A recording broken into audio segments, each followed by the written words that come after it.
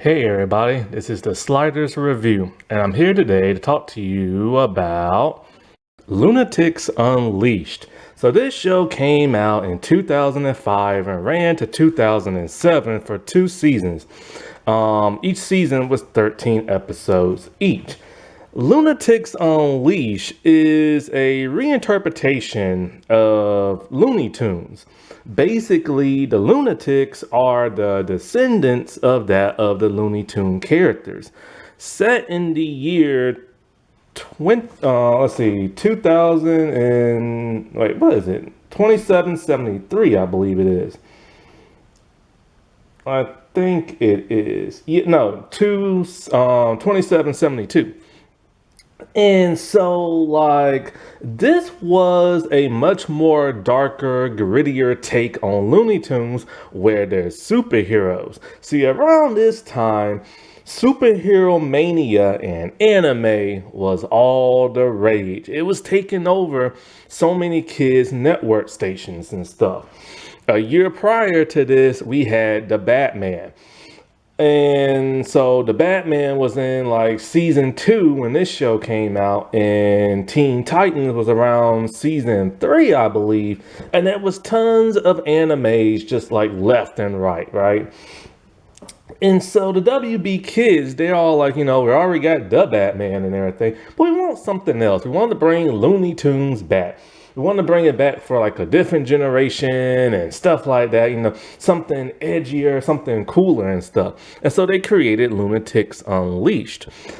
Personally, for me, when it comes to the first season only, oh, I love this show. I love this show. But sadly, this show was not for everybody. And I understand that because this is different than what people know. Looney Tunes has been around since like forever, right? So it has a huge fan base. And there's been many interpretations of Looney Tunes. Your normal Looney Tunes, baby Looney Tunes. There's like a second baby Looney Tunes that came out. They had the Bugs Bunny show, the Daffy Duck show, Sylvester and Tweety and stuff like that. They had the Space Jam movies. So Looney Tunes has been around for a lot.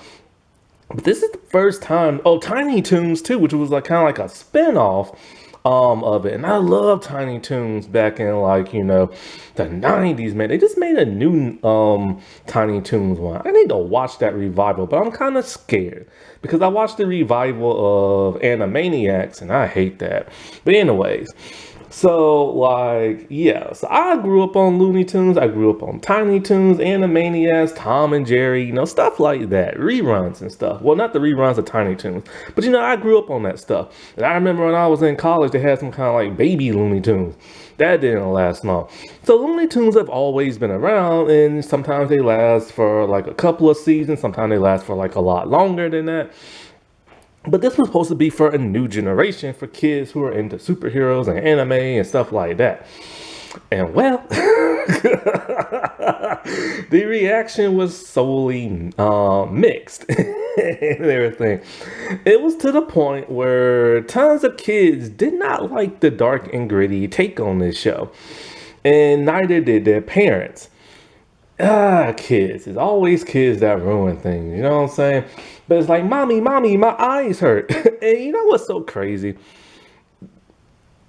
After all these years, it's been 20 years since this show came out. And there are still people complaining about this show. There are still people crying about this show. There are still people whining about this show. But then there are some people who praise this show and talking about how they miss it and everything. Because it wasn't as bad as people think it was. The only problem is they couldn't get over themselves. They couldn't get over the fact that these characters that resemble the Looney Tunes are now wearing like black leather costumes. They have superpowers, their eyes glow, and they fight evil. They could not get over that because they wanted what they saw when they was a kid. And I understand that. That's how I am with Star Trek. I love the older Star Trek. I hate the new Star Trek.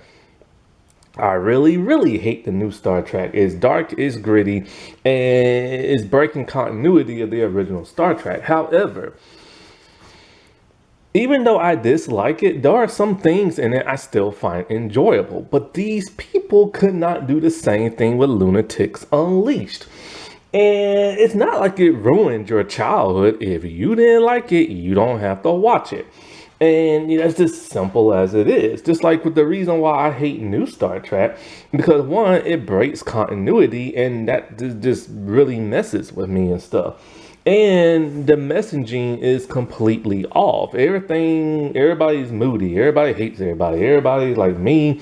And it's like, the things they do in the show aren't resembling that of the original in terms of, exploring new civilizations and making peace with people. It's just different now. It's just so like off. But the thing with Lunatics Unleashed is that they still had their loving personalities.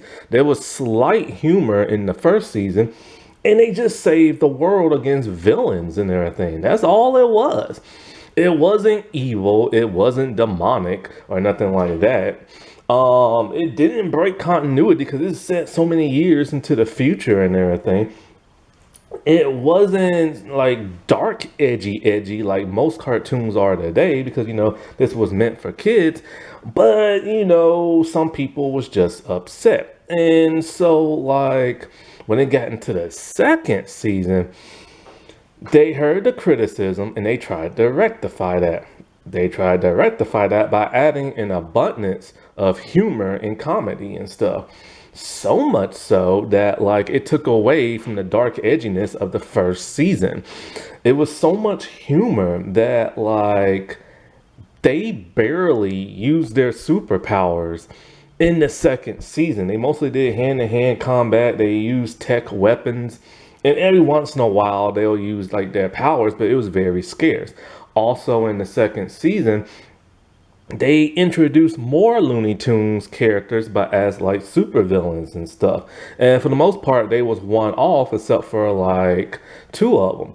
Then they decided to brighten up the color palette to make it more bright and everything. There was just like, storylines were a bit more character focused. That's my only complaint about season one. There aren't no real character story arcs. You know who they are because of their personalities and stuff, but you don't really know too much about them and too much about their past. And like, there's really nothing centering around them. Now, in the first season, you would have like a villain, and there would be like a certain superhero that probably go up against that villain a whole lot more than anybody else. That's the closest you'll have to like a story arc. Techie Coyote had more of a story arc when he went up against this woman he used to know, but that's about it. And then so when you get in the second season, it's a little bit slightly more character driven, just slightly. And so like that's my really only complaint about season one. But by season two, my God, they ruined the show. It is unbearable to sometimes watch in season two because of all the humor, especially when they bring in Tweety Bird, well, the descendant of him. I'm with Sylvester, man. Just put that dude out his misery. He was so annoying. But not only that, but the intro of the first season was amazing. It really got you hooked. It really got you pumped. I remember I was in college when this came out. But then when you get to the second season intro, it's more goofier. It resembles more the Looney Tunes look with that spiraling red thing. And they actually have somebody singing a song. At first it's kids, but then it's somebody else. Bootsy Collins, and no disrespect to him, but I couldn't understand what the world that man was saying. It sounded like gibberish and everything, and it was just I can't even listen to the second season intro song. I have to like mute it and everything. But the damage was done because of the inconsistencies of the first and two seasons. And not only that, but the complaints of all the kids. Mommy, my eyes hurt and everything. And so, like, when parents get involved, it's pretty much over after that. So it got canceled. But it did not end on a cliffhanger and stuff. That's the good thing.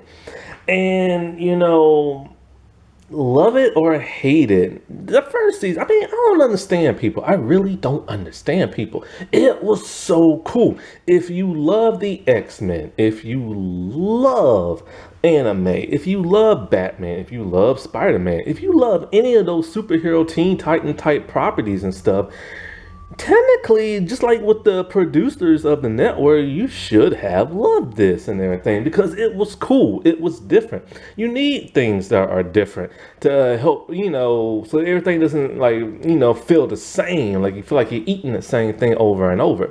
Just like with the new Star Trek, I might not love it, but there are elements of it I do appreciate and elements of it I do respect. It's just, it wasn't constructed well because mostly it's made by a bunch of people who don't know the first thing about Star Trek. And so, like, but I do understand where people kind of get upset with it. Like, okay, I like this older property, it's changed too much, I don't like it. You can complain, but just don't watch. If you seriously are that unhappy, or you're seriously crying yourself to sleep, if you're seriously wetting yourself in the bed, just don't watch it and everything. And but like I said before, the damage was done. Now I will give it up. See, they originally put out like a promo like type trailer of what the animation is gonna look like, and it looked like this. Now this is not what they look like in the show. I can understand the hatred for this. This was too far down the rabbit hole of dark and grittiness. This was just too much to the point where they look like demons and everything. And 11-year-old boy complained big time to the point where he wrote a petition on the internet that got about over 200,000 likes and everything. And so because of that, the WB is like, all right, we hear you, like, we hear you and everything. So we're gonna soften the tone of the lunatics and everything. And so they did. And this is what we got. And I love this right here. It's a whole lot better than what the original artwork would have looked like and everything. I still think it's insane they're called the lunatics. Like, that's just like edgy on itself right there, man. But I love these designs. I think these designs are so cool. They remind me of X-Men Evolution. And, it's so funny because I remember I said when the Batman came out a year before this, if you listen closely in season 1, there's like a music note you will hear throughout some of the action and stuff. It's from the Batman. It's like crazy. And so these designs, in my opinion, are great. Like, they're like full leather on black outfits. They have kind of like these curved thing near like the shoulders and the gauntlets area. Their boots have like near the heel have like the outline of the individual color. They have a triangle in the middle that just represents, I guess, like their logo, which is also represented in their color, a band around their waist. They have a gauntlet on the, well, if you look directly at them, it'll be on the right. So it'll be their left and everything. It's like a little small computer communicator type thing where they can communicate with people. And they have masks over their faces. Now, this is what's so crazy and bizarre. I assumed that, when they rated, because when you see the flashback episodes and when you see them without their costumes, which is very rare to see them without their costumes, their fur is the original colors of the original Looney Tunes, see? And so, but when they put their costumes on, their fur changes a different color. So I always assumed that they just had, different colored fur from that of their ancestors and everything. I always assumed that, but apparently no, they had the regular colors of the Looney Tunes and stuff. So it's never explained really how their fur changes color. I'm assuming it's kind of like a veil, kind of like a stocking kind of thing. It's just a different color that just changes the color of their like fur. That's the only thing I can think of because they don't really deal with secret identities. Like, because they always are in their costumes, and then sometimes when they're out in the public, they still wear their costume with regular clothes over them, and then a rare occasion they will be out in public in their civilian look. But like they've never really dealt with the whole, oh, we have secret identities and we have to keep our identity a secret because the forces of evil will find out who we are and blah blah blah. And some of the evil people already know who they are because they use their regular names and everything. So I never understood that. I would have preferred if, say, like when the comet hit their planet, it just would have like changed the color of their fur. That would have made a whole lot more sense. And when you look at the designs of the first season, it shifts when it gets to the second. See, in the first season, when you look at their costumes, it has like, contouring, like shadows and stuff like that, right? There's like shadows all around their costumes, like grayish shadow type things. They give it that velour kind of look. Also, with the humans, none of the humans have whites in their pupils and their eyes and stuff. But then when you get to the second season, all of that changes. Now humans have white in their eyes, but the lunatic costumes have slightly altered. They still look exactly the same, but they're more black looking, but they lost the shadow outline to it. And so they lost that velour type of look to them. Now, instead, there's a white outline that outlines their entire costume and their entire body. It looks weird. It looks a little too 2D dimensional and everything as opposed to 3D and everything. I guess it was too edgy in the first season to have shadows on your costume. Mommy, my eyes hurt. And everything like that. But I guess the outline looks supposed to look a little bit more cartoony. And it does for the most part. And it's not like a big dramatic change. I just miss the shadows because the outline just looks, I don't know, kind of cardboardy and a little cartoonish and everything. And I don't know. But like when it comes to the voices, man, the voices are like amazing. They sound so similar to the original like Looney Tunes and stuff. And I'll get to who voices them a little bit later, but I love how they tried to mimic their voices.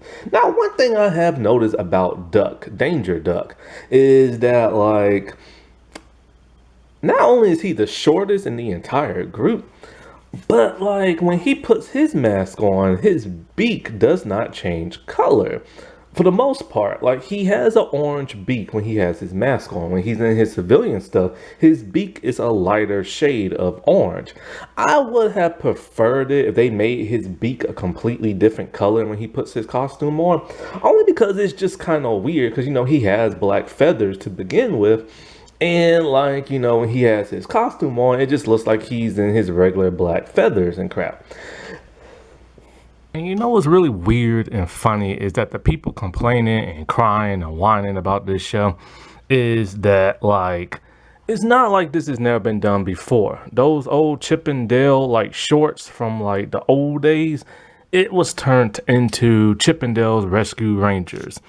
And the Jungle Book was turned into Tailspins. And yet nobody complained. Nobody was crying. Nobody talking about, oh, you ruined my childhood. No. And so if people weren't upset about that, why the world are you upset about like Lunatics Unleashed? And it's like people just cried for no reason. So the earth of like the where they live at, it looks really weird. It looks fragmented and like it's been like half of it's been blown off and everything. Their tower is really cool. It's like this really tall thing, and they're like on the 173th floor or something like that. And it has like this little ball thing in the middle. And in the first season, it never glowed, but by the second season, it used to like glow for some bizarre reason. Now, the sky in the first season was always this mucky, kind of brownish, grayish kind of color at night. But then by season 2, they try to do that whole New Adventures of Batman with the like red like sky and everything. Now, all of their weapons and their tech is made by Techie Coyote, who is Wile E. Coyote's like descendant and stuff. And for the most part, they have so many blasters and like, all kind of like, weaponry, but they don't really use their blasters all that much. It's only on like a rare occasion.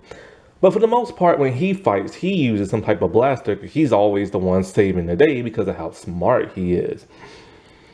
But he gives them like a whole thing of like vehicles. And I love these vehicles, man. They look amazing. For the most part, they use their jetpacks, and it's just basically like a book bag on your back, and it's like a jetpack, and it just like has wings and like fuel exhaust coming from the back and everything. That's their main motivation of like getting around. And except for Rev and everything, the Roadrunner, this descendant, because he can run real fast, but then instead of giving him metal wings, he kind of has this weird holographic silky type wings that like come out of like his costume, similar to that of Terry McGinnis from Batman Beyond. Basically it's just like that. It's wings that come out from like underneath his arms, and it's like jet boots and everything. He's the only one who has that. Now, in season one, their primary vehicles are like these motorcycles and stuff. And their motorcycles double as kind of like glider motorcycle type things. 'Cause they don't really drive around in the streets. Now, the lunatics are the only ones that you ever see flying around with vehicles. So in this future setting, they don't have like hover cars or nothing like that. But like, the lunatics, their motorcycles will double as like a hover device and stuff. And of course, they're like all black and like really cool looking. They have other vehicles like, like a sub. They have this one drill device that's pretty cool. They have like this giant jet that they fly around in. And it's a really nice design, but you really don't see them use it all like that much.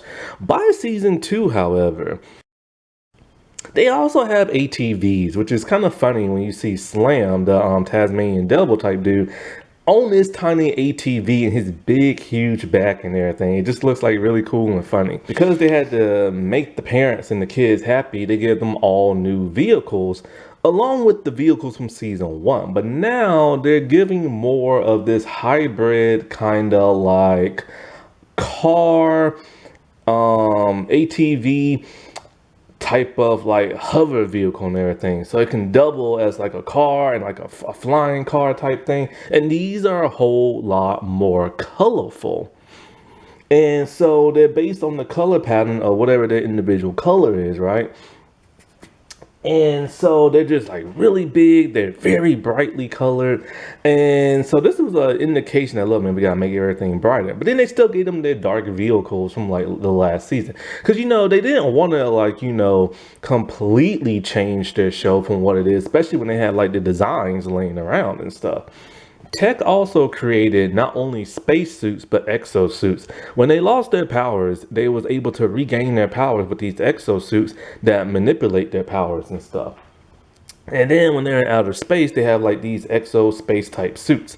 They also have like these helmets that can absorb their powers and shoot out beams through like, their tower or base of operation, which is really cool, but I don't know why they didn't use it against the Martian.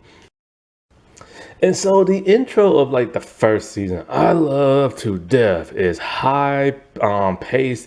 It's like, bright. It has like all these digital numbers and words everywhere. It reminds me of the Batman Beyond intro at some points. And it tells like what their powers are. It shows the lunatics using their powers. And it also starts off with how they got their powers. But like I said before, by the second season, it just went to gibberish. I honestly have no idea what the dude is saying other than when he's calling out their names and saying the word lunatics. And like I said before, no disrespect to Bootsy and everything, which he actually got to appear in season two as like a singer and everything. But it's just this weird, goofy, silly type like, intro. And that's part of the whole season two. In season two, oh, I can't believe they even did this. So in season two, in a couple of episodes, and pretty much every episode, Ace Bunny, who is Bugs Bunny descendant, is always talking about, what's up, Doc? And like, I'm just like, dude, don't say that. That's what Bugs Bunny does. And then there's an episode where Danger Duck beak falls off, similar to what Daffy Duck beak used to always do. Then when Rev parents show up, like um Techie Coyote falls off a mountain cliff, very similar to how Wile Coyote used to do it. And I'm just kind of like, I get what you're trying to do, but it's too late now, man. It's too late. And Slam, he's always eating in season two. That's all he ever does and everything. And it's just kind of like, oh, and also now Rev and Techie Coyote are always paired together and they're always arguing, just like the Roadrunner and like, YE Coyote. And so I don't know. It ruined everything for me in season two. And they was trying to make those kids happy, but the damage was done. Now I am curious, if season two would have aired first, would those kids still complain? Would the parents still complain? Most likely not. But then would I like have watched it? Probably not, because I don't like the second season. And they've changed things before. Like I remember, what was that cartoon? Scooby-Doo, Scooby and Shaggy get a clue on a kids WB. I did not like that. I didn't like the downgrade to the animation. I didn't want to see Scooby and Shaggy by themselves. So because I did not like that, I did not watch that. And that's as simple as that. If you don't like something, do not watch, because there's always going to be somebody who is going to like it. And yes, complaining does help. Just think of Sonic the movie. His first design was ugly, so they changed it up. And so yes, when they complained about this cartoon, about the designs, thank God they fixed them and everything. But like, whatchamacallit. But it was just like, I don't know. It's just like, I honestly, God, I do wonder, like all those kids that complain, like that 11-year-old boy who started a firestorm on the internet. It makes me wonder, since he said he didn't like it because he likes the older Looney Tune cartoons and all their designs and this and that. I wonder, did he watch all those other superhero cartoons that came out around that time? Batman Beyond, which was way darker than Batman, the animated series, and the new adventures of Batman. Did he watch Teen Titans? Did he watch The Batman? Did he watch all those animes that came out? Because if all these kids watched all that stuff, then what the world were they complaining about when it came to this series and everything, Like, seriously. Like, why was there so much hatred for it? And the thing is so funny is that they can't be real Looney Tune fans. They can't. And I'm going to tell you exactly why. I watched Looney Tunes growing up, and the reruns and some of the newer stuff that came out. I also watched Tom and Jerry. I watched Animaniacs. I watched Tiny Toons. What do all those cartoons have in common? They was violent like I don't know what. There was back in the time where cartoons were just violent. Cartoon characters, as cute and cuddly as they were always the anthropomorphic like animals that could walk and talk. And what did they do in every episode? They tried to off the other cartoon character. They would hit them in the head with an anvil. They would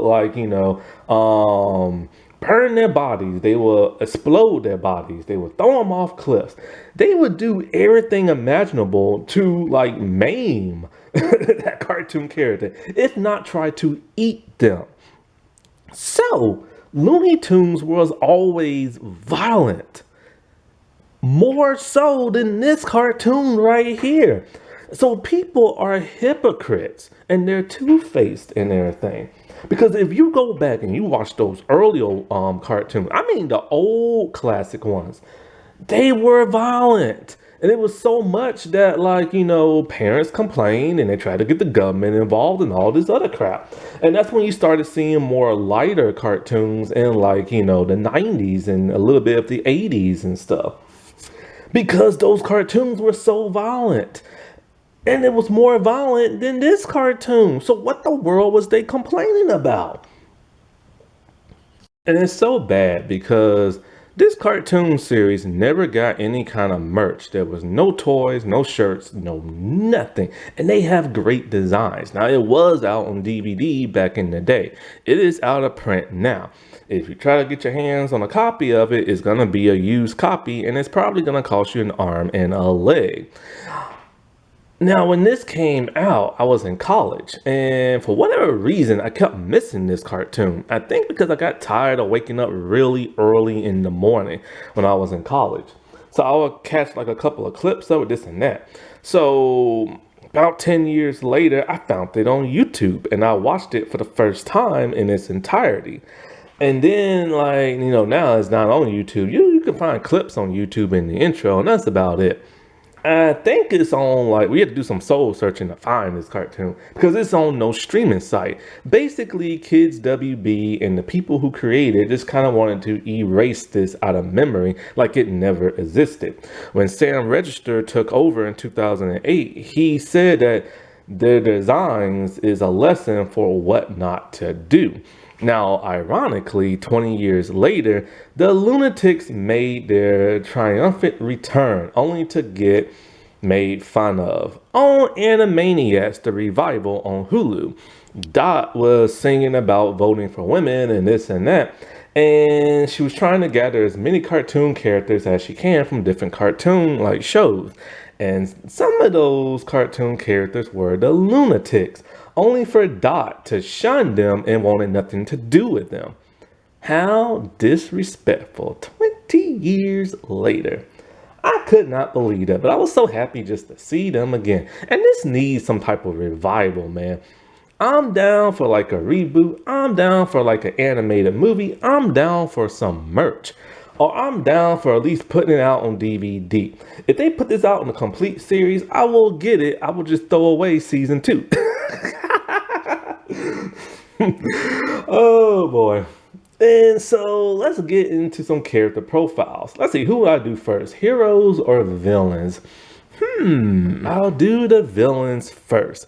And so basically, the villains are actually really cool. In the first season, they're all completely new made up villains. But then when you get in the second season, they start bringing in more Looney Tune type people.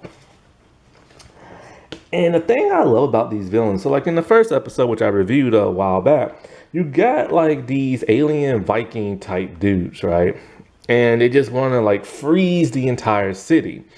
And what's interesting is that the villains in the first season are more on, like they're Earth villains. But then when you get into season 2, they're all aliens for some reason. Even the ones that are based on Looney Tune people are aliens for some bizarre reason.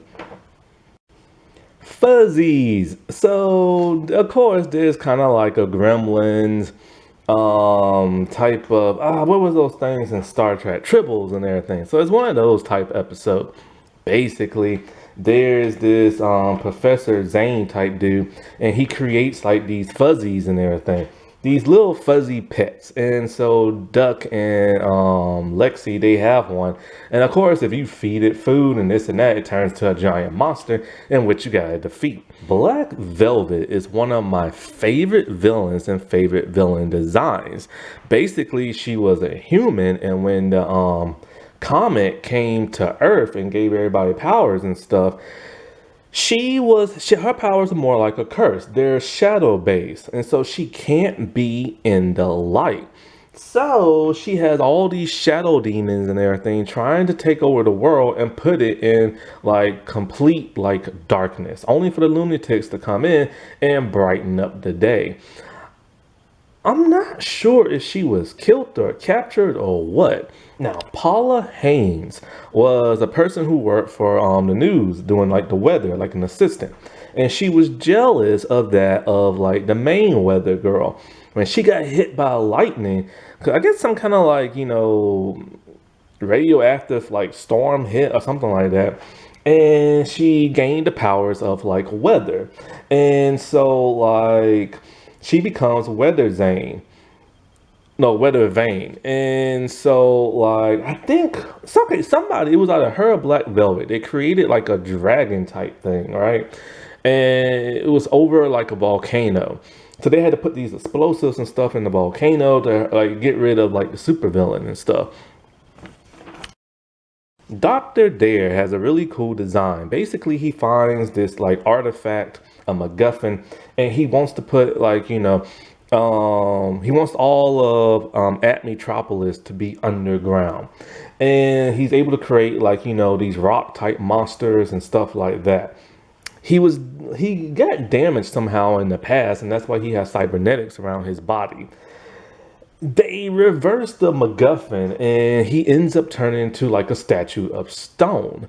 And so in the second season, he is freed and stuff.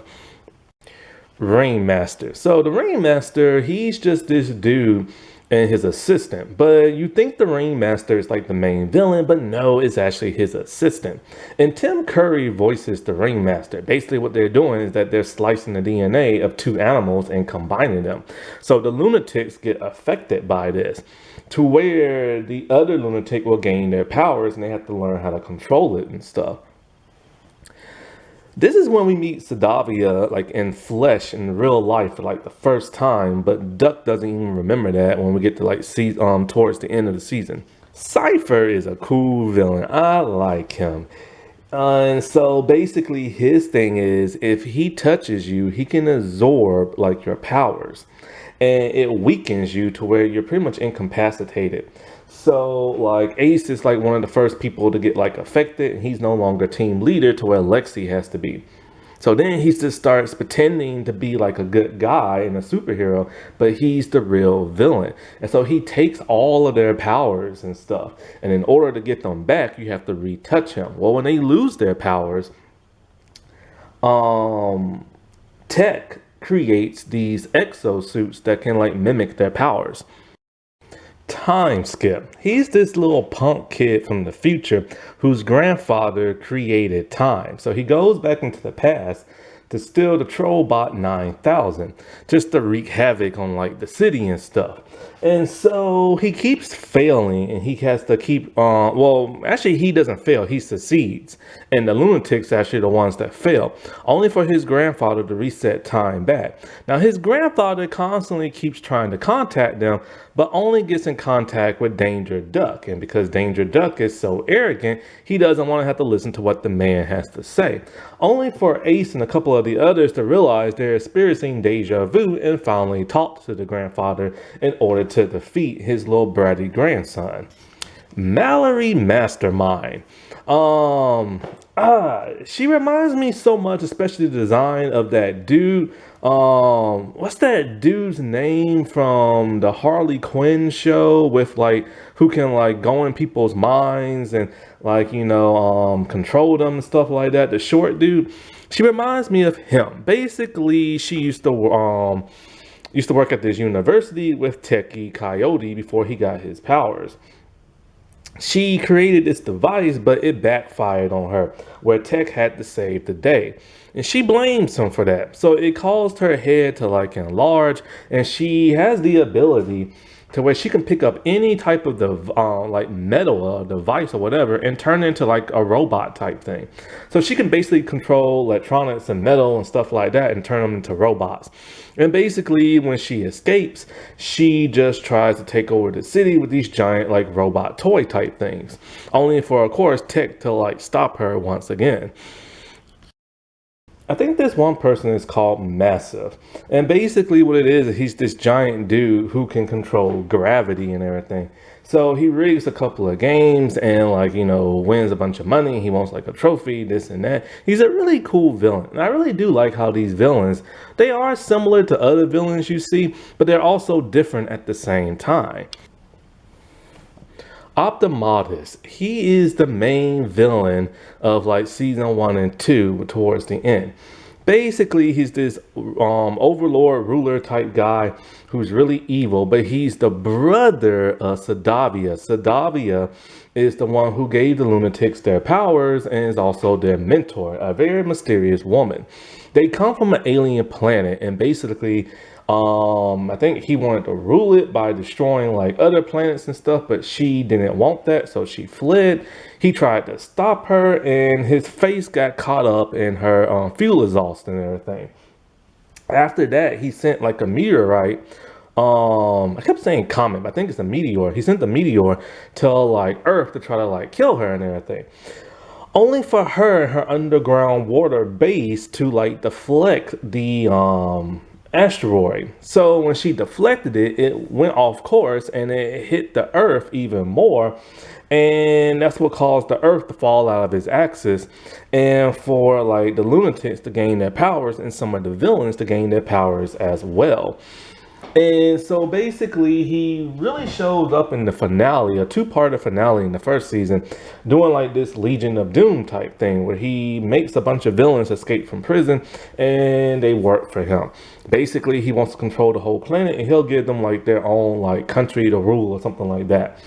They fight the lunatics, but it's a losing battle because they end up getting their butts kicked. But like Duck ends up getting his powers taken by Cypher.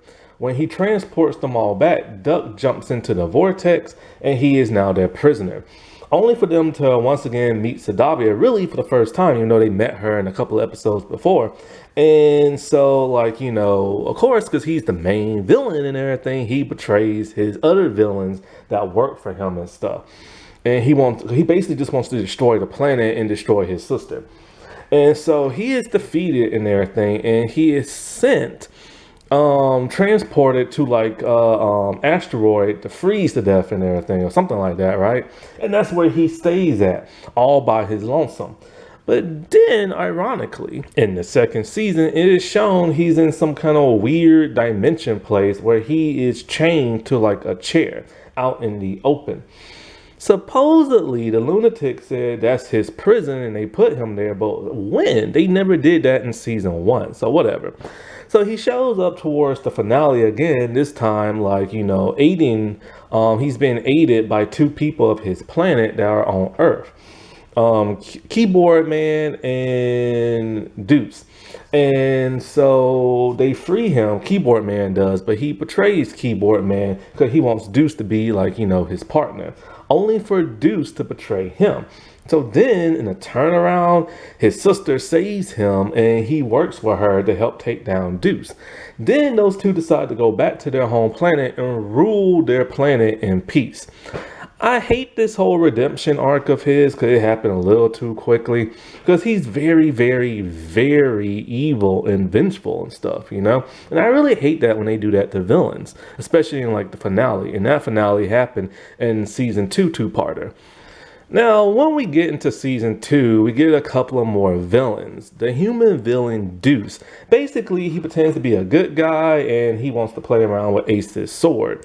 And so he wants the sword because he's from Sadavia and Optimatus home planet, and that sword is too. I'll get into the sword a little bit later. So he ends up betraying them and he's working with none other than, what's his name? Something Sam with the red beard and the gun slinging and stuff like that. He's partners with him. And of course, the Sam dude, or whatever his name is from the Looney Tunes thing, he's just as much as an idiot as his ancestor is. There's like a Elmer Fudd type villain where he's like a hunter in this exosuit and he's hunting down Ace.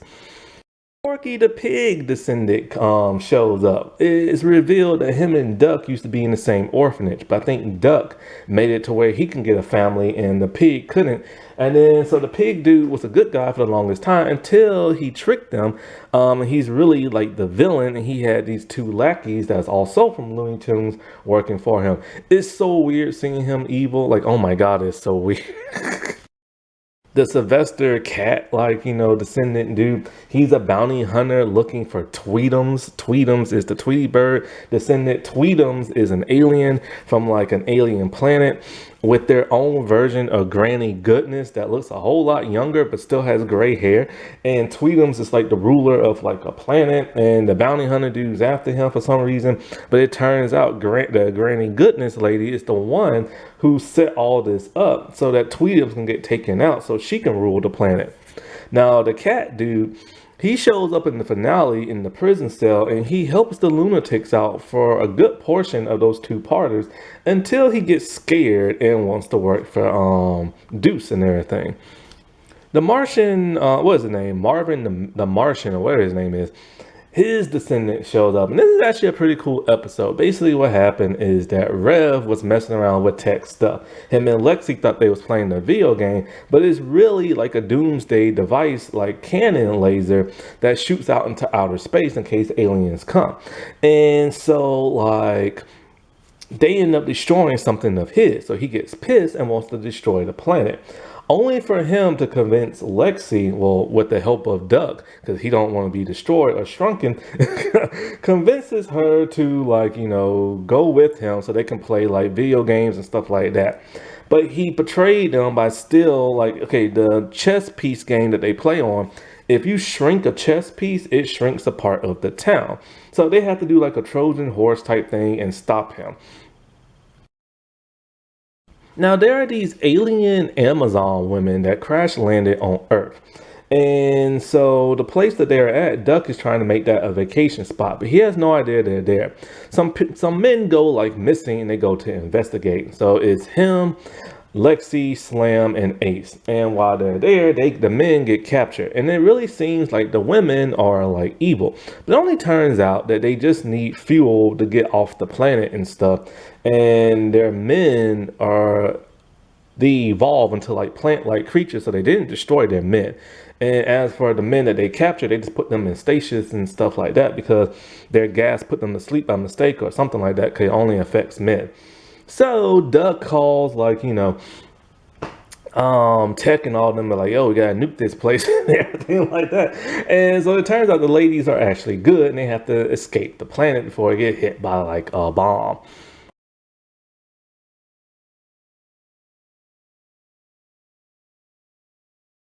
Now there's a very interesting Pepe Le Pew type like villain, but he's not a skunk, he's a man. His hair looks like Pepe Le Pew. And he has this cologne that stinks really bad. Basically what it is that he set a bunch of like zoo animals free for the lunatics to stop, just so he can meet like Slam. And there he wants Slam to be like this ultimate fighter champion type thing, to where Duck tries to con his way into it by being Slam's manager and taking all the money. Basically, Slam has to fight like that. I don't know what that thing was in Looney Tunes. It's like a hairy red thing that's short and then it turns like really big and stuff. Now, ironically, there's a what's that one dude's name? He talks like, oh boy, I say boy, like that dude, whoever he is, that rooster type dude. I think it's Cornelius the rooster, something like that. He's in here too, but he's human instead of a rooster, and he just owns like he's like one of those like managers of like sports. He's not a villain, but he's just somebody who's like really rich and everything. And it's just like weird seeing a human version of him and also that of Pepe Le Pew. The keyboard man is an alien from Sadavia's planet, and he wants the lunatics to build him some type of like cosmic type, like Gentar. And so he has this fake band, which Bootsy is part of it, and it's just like hologram type things or something like that, or mannequins. So basically, he's the real villain, and he wanted this Gentar to drain the powers of Sadavia, and so he wanted to free that Optimatus. And so he gets betrayed by Deuce and Optimatus. Sadavia. So she is voiced by Candy Milo, and she is a alien who, like I said before, came to Earth to stop her brother. And when she tried to like steer the asteroid off course, it actually ended up hitting the water, which knocked the Earth off its axis and created superheroes and supervillains. She's this mysterious alien woman in season 1, to where she only communicates with the lunatics through like a hologram device at their like table base of operation, or their communicator device on like their gauntlet. Or sometimes she'll appear like on a TV set in like the city. There was nothing known about her in the first season whatsoever, but she does appear in the flesh in that animal slicing episode, which they all met her very briefly, but then they act like they forgot in the season finale. So she appears in the two-part season finale where I just explained what happened to her on her home planet. She has a base of operations underwater and she has magical powers and stuff. And for the most part, she has yellow skin and gold and light yellow hair. And don't know how old she is, but she's probably a whole lot older. By season 2, however, she's no longer mysterious. She reveals to Ace about like his sword origins and stuff, and she no longer commutes via like hologram. Now, however, she either appears at the base or they appear in her base in flesh, where she just sits in like a little throne chair. However, she doesn't appear much in season 2. She only appears for about maybe 4 or 5 out of the 13 episodes. In the first 2 and then in the last 2. And she's always captured in like the last episode, so she has to fight her way out, showing that she is very capable and stuff. And then she rescues her brother.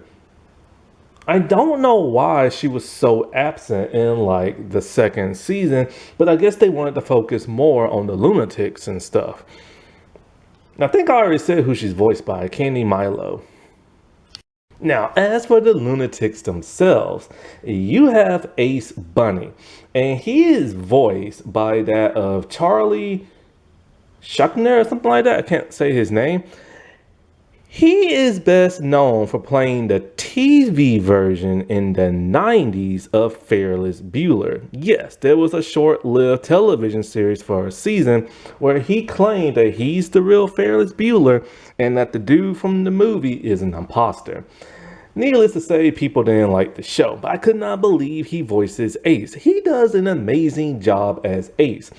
He has like this younger type, like Bugs Bunny type voice. And so, because all the lunatics are around like 18 to 19 years old. And so, like, of course, he is the descendant of Bugs Bunny.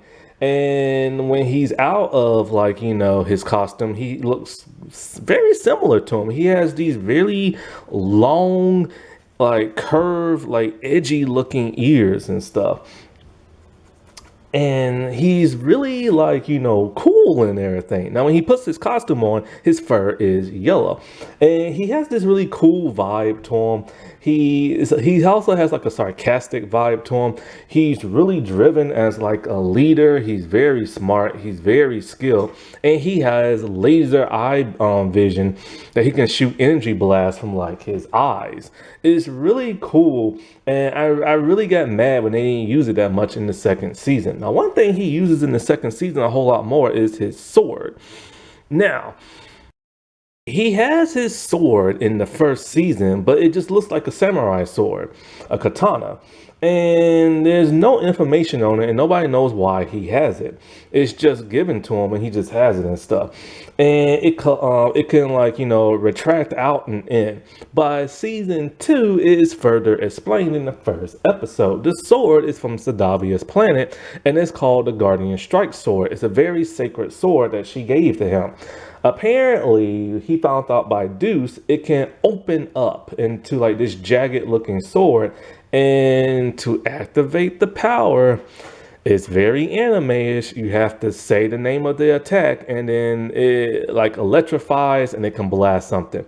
Basically, he always says in season 2, Guardian Strike Sword attack. And I hate that feature of it.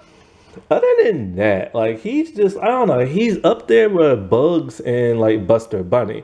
I've always liked Buster Bunny more than Bugs Bunny, but Ace is now up there with like Buster Bunny in my opinion. Buster is a bit more cooler and hip, but this dude is not too far behind. Now, before he became a superhero, he was a stunt person working in movies, which made no sense because he's a rabbit and the people are human. Because here's the thing. The lunatics are the only talking, walking animals that there are in like the entire city until you get in season 2. And of course you see like the villains. But other than that, Yeah, it's just like they're the only ones and stuff, and it's never really explained. Lexi Bunny, who is of course the descendant of Lola Bunny and everything. She is voiced by Jessica Dysai Koopa. I think that's how you say her name. And so basically, her fur is just like Lola's fur, that golden type color, but when she puts on her costume, it's now pink. And she has bunny blast. Basically, what it is that these, like, rings shoot around her ears, and then she hits you with this huge energy blast. It's basically like Ace's laser blast from his eyes and stuff. She's really nice, sweet, caring. Um, and she's never really mentioned as second in command, but you get the sense that she is, and she's the closest with Ace, but they're not like in no kind of relationship or nothing like that. And for the most part, she's just like a really nice, caring person. Before gaining her powers, Lexi was trying to be a cheerleader and stuff, but the other girls did not want her to be one. And you can always see her so sad and like depressed. Danger Duck. Of course, he is the descendant of Daffy Duck. He is the shortest out of every member, and it's really apparent when you see the second season how short he is. He is super arrogant, super selfish, and just all out rude. And it just really makes you wonder why did they put him on a team? Well, of course, because he has powers and stuff. But he's just so nasty, mean, and arrogant. He will even sell out his own teammates to save his life, like he did with Lexi and Marvin the Martian. And so, like, in or out of costume, he looks exactly the same. And it's just one of those things where Sadavia just does not like him at all. And his other teammates he gets on their nerves, especially Ace and everything. But like his power is interesting. He has three. In the first season, he can teleport. And when he teleports, he calls it quacking. And then he's also, I assume these were fireballs in season one or whatever, but they're eggs. So they're basically like he'll throw three eggs at a time and they can like flame up and they're like fireballs. Now, depending on the writer and how much humor they want to have, that like, sometimes they will make something explode or they'll just goop you up with a lot of tar and goop. By season two, they gave him another power. When he's underwater, his eggs turn into like beams of light and he can like blast people like Ace and everything. Not sure why they did that, but they did. And he, of course, is voiced by legendary voice actor Jason Martin. No, Marston. And so like, he was, what was it? He was in Young Justice as the dude who runs really fast. Not Barry, not Kid Flash, but Impulse. That's it, Impulse. Now, before he got his powers, he was just a pool boy who was crapped on a lot by his superiors. In fact, before the lunatics all got their powers, people treated them like crap. Techie Coyote, of course, Y.E. Coyote's descendant. He is one of my all-time favorites. When he has his costume on, he has like green fur. But of course, when he has it off, he just looks like that regular brown fur. He was a grad student in college and stuff, and like he was really smart, but not that smart, to where sometimes his inventions would mess up. So then when the meteor hit, he has like two different superpowers.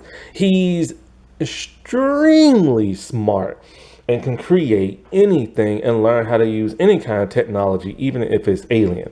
He also has this electricity power that can move objects and stuff, which he rarely uses because he mostly uses his tech.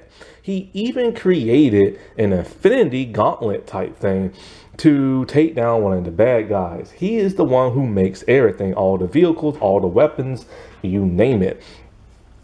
And in the first season, it's shown that he's really nice to Rev and everything. But it's also shown he has a regeneration factor.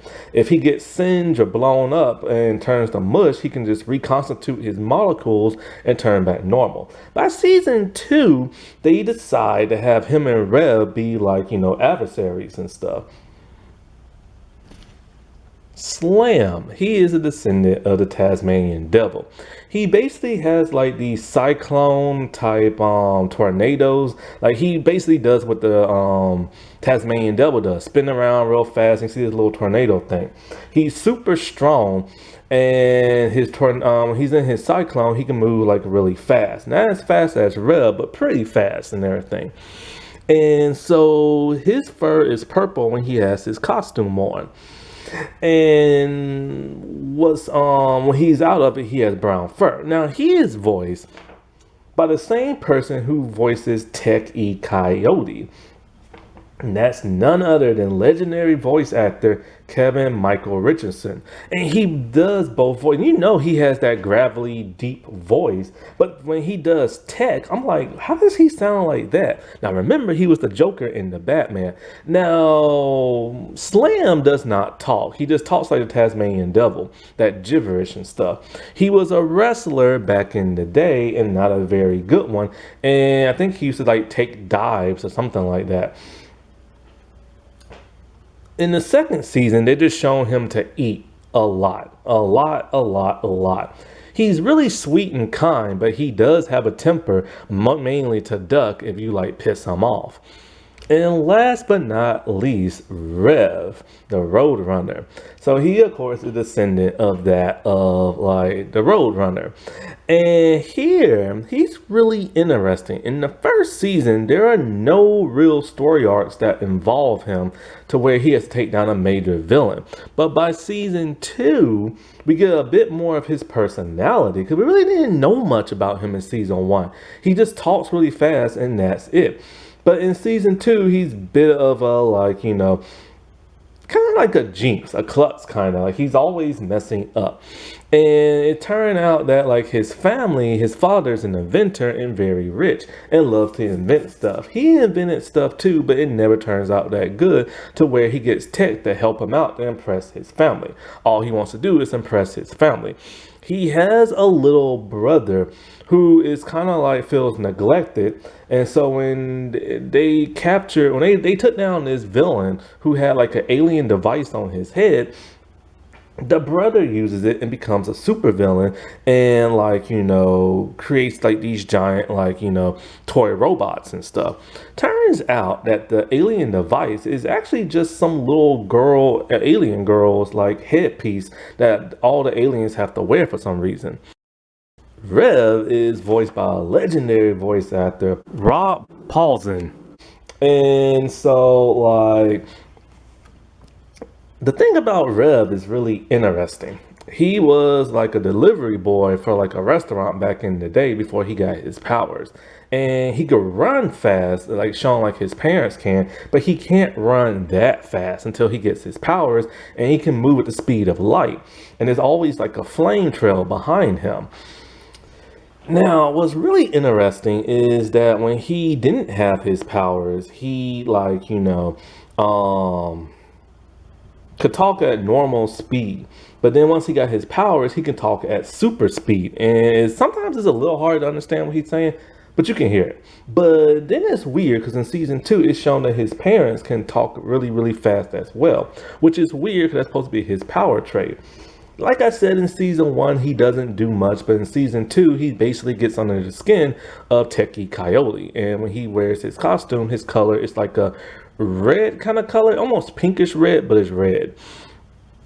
So in the finale of season 2, after the bad guys are defeated and everything like that, Sadavia and her brother go back to their home planet. She tells them that, get this, they are the guardians of the galaxy because they're no longer superheroes in training, that they are the real thing. They've been the real thing since season 1, but hey, whatever. But they were starting out, I remember, because Danger Duck wanted to like change his name and stuff like that. And so they decide to stay on Tweedum's planet Blank, I think it's called, because it has dimensional portals that can put them anywhere in the universe. So when time of need, they can go and stop evil. So yeah, this was a very controversial cartoon. It should not have been that controversial. it is still debated today whether it's like a great cartoon or like a disaster. Like I said before, there are still adults now complaining about this cartoon, and there are still those that praise this cartoon. I personally love season one. I think season one is really great, except for the lack of character development. Season two, I just can't stomach season two. I really, really, really hate season two when they tried to please the fans and like try to make it more goofy and silly. It just ruined what they made it out to be. And it's quite a shame that this cartoon went the way it did, to where the people who made it don't even want to like acknowledge that, like, they made it. And it's quite a shame. I mean, quite a shame, because the people who developed this cartoon was Christian and Vaughn, or Yovan Tremblay. And it's just one of those things that they just won't even talk about in their thing. And it really sucks. And it sucks that when it got brought back 20 years ago as a cameo, it was just made fun of. But at least somebody remembered it in their thing. Alrighty, well, I'll talk to y'all later. Bye.